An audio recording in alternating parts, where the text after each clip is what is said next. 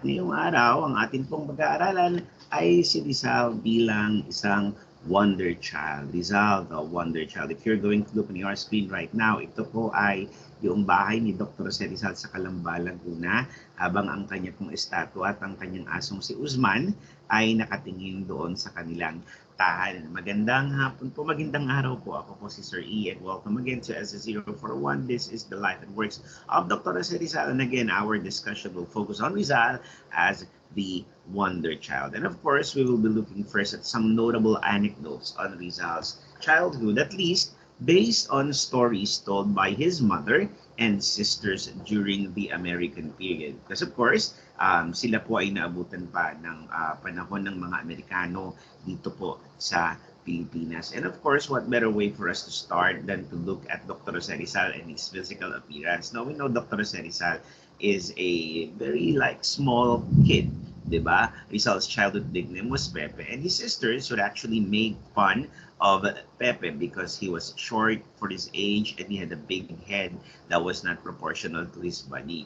However, he was able to learn how to read and write before the age of 5.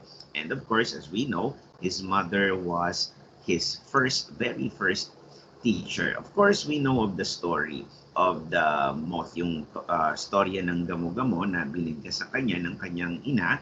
At ito po ay halos parang nangyari din kay Pepe nung kanyang pagtanda. Lalo na yung storyang yon ay yung gamo-gamo ay lapit ng lapit sa apoy. Hindi po ba? At itong si Jose Rizal sa kanyang paglaki, dahil sa kanyang napakalawak na kaisipan at ang kanyang prinsipyong um, para sa ating bayan, para siyang lumalapit sa apoy, and so yung gamo-gamo na lumapit sa apoy ay namatay at ganun naman ang nangyari kay Pepe. And so the story of the moth actually was a revelation of what would happen to Pepe in his story. And of course, Rizal has a male black dog which he named Usman. He would walk his dog every afternoon up to the lakeshore in Calamba sa Ilaya, sa may Calamba. He would talk to his dog about social issues such as abuses of the Spaniards on his countrymates. Papansin niyo yung aso ang kinakausap niya patungkol sa mga bagay po na ganito. Now, Little Pepe's poetry would also be considered as we look at Rizal being a wonder kid. Now, when he was a little boy, Rizal would actually write poems. His priest uncle, who was Father Leoncio, wouldn't believe that Pepe wrote those poems because perhaps he was amazed by the content of the poem na isinulat ni Pepe. Pepe would raise his voice and argue that they were really his writings. Now, in his schooling to Binan, diba, he was sent to his mother's hometown of Binan to study under a native maestro Justiniano Aquino Cruz. And during the Spanish era, we have to understand na wala pong elementary school similar sa mga public and private schools natin sa kasalukuyan.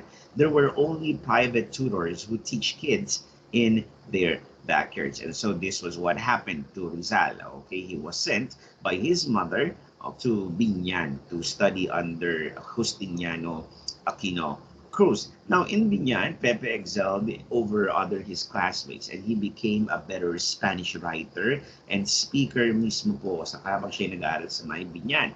One of Rizal's most controversial poem was, and line was this, ang hindi magmahal sa sariling wika ay mabaho pa sa malansang isda, which came from the poem Sa Aking Mga Kabata, which allegedly was written by Rizal when he was only 8 years old. However, ang mga kapatid pong babae ni Dr. Jose Rizal would not confirm that this was really Pepe's poem. Unang-una, because they wouldn't remember that Pepe wrote such a poem.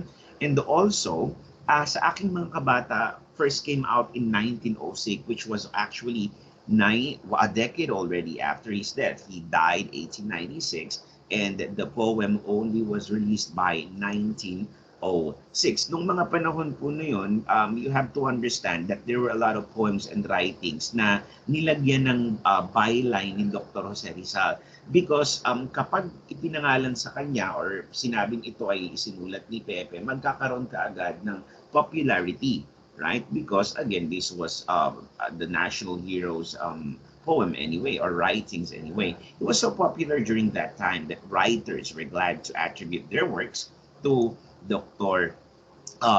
Jose Rizal. The other clue, okay, na makikita natin dito was that Rizal, na hindi sinulit na Rizal, was that sa aking kabata was written in Tagalog. And all of Rizal's poems, all of his novels, and all of his essays were actually written in Spanish. And this was the only poem that supposedly was written by Dr. Jose Rizal. Now, what we have to understand is the other clue here, okay, which states that the use of the word kalayaan in the poem. Because we have to understand that it's hard to imagine an 8-year-old boy to have an understanding of this word. Because the K sound during the time of Rizal was spelled with a C. However, in the poem, the word kalayaan was already spelled with a K and not a C. Okay, so this might raise a lot of questions as to whether Dr. Jose Rizal really wrote sa aking mga kabata. Okay, the word kalayaan, we have to understand, wasn't in the Tagalog vocabulary yet when Rizal was a little boy. And he admitted in a letter that he first heard of the Spanish word libertad when he was a 20-year-old student in Spain.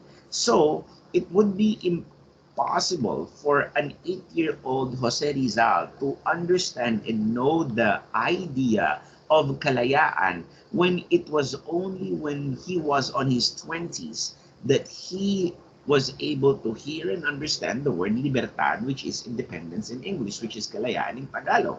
So this spells a lot of controversy whether Dr. Jose Rizal really wrote sa aking mga um, kabata. However, the biggest clue that Rizal was not the author, the writer of this poem, was that his sisters wouldn't agree that it was Little Pepe who wrote sa aking mga kabata. So those were the stories surrounding as to whether Dr. Jose Rizal wrote it anyway. Now, when Pepe was a little boy, he would often hang out by himself in the bahay kubo in their yard. And so one morning, there was this story when his sisters found him there molding clay into a little statue of Napoleon Bonaparte. When we know Napoleon Bonaparte, we know of him as a guy who was celebrated back in his day, a leader on his own. And they laughed at him for idolizing Napoleon, who was actually very short as well. So si Napoleon Bonaparte became an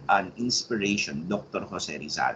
Okay, and that happened. Now, Pepe snapped back at his sisters as they were laughing, and he said, "Don't be surprised. One day, people will be making statues of me." Perhaps that was a very much revelatory, okay, a premonition of what would happen to the life of Dr. Jose Rizal, because it indeed happened in his lifetime that people were making statues, okay, after he died, okay, because who would be considered as the national hero of the Philippines. Now, his sisters, okay, were the guests of honor during the inauguration of Rizal's statue in Luneta during the American period. So again, we have to understand that the sisters of Dr. Jose Rizal was able to live still. Some of his sisters were able to live still during the American period, and they were present in the unveiling of several other Rizal statues all over the country during the American period. You know, what could have the sisters felt during these occasions na yung kanilang kapatid ay nagkaroon ng mga estatwa, people were praising him, people were actually somehow, to a certain extent, already revering Rizal for the contributions that he made for not only for the family but definitely for the entire Philippines. So if we're going to look at it, somehow Rizal had a lot of premonitions as to what would happen into his life, about his life. Okay, sa kanyang pamilya. Okay, so these are some stories, anecdotes, and stories about his childhood. Okay, noong kanyang kapanahunan. And that wraps up our discussion on the Wonder Child, Dr. Jose Rizal. Again, this is SS041, the life and works of Dr. Jose Rizal. And this is Sir E, your online class instructor. Thank you for joining me today in our discussion. Stay safe, stay sane, stay strong. Everyone, thank you very much. I'll see you all next time. This has been Sir Inaw signing off. God bless you all.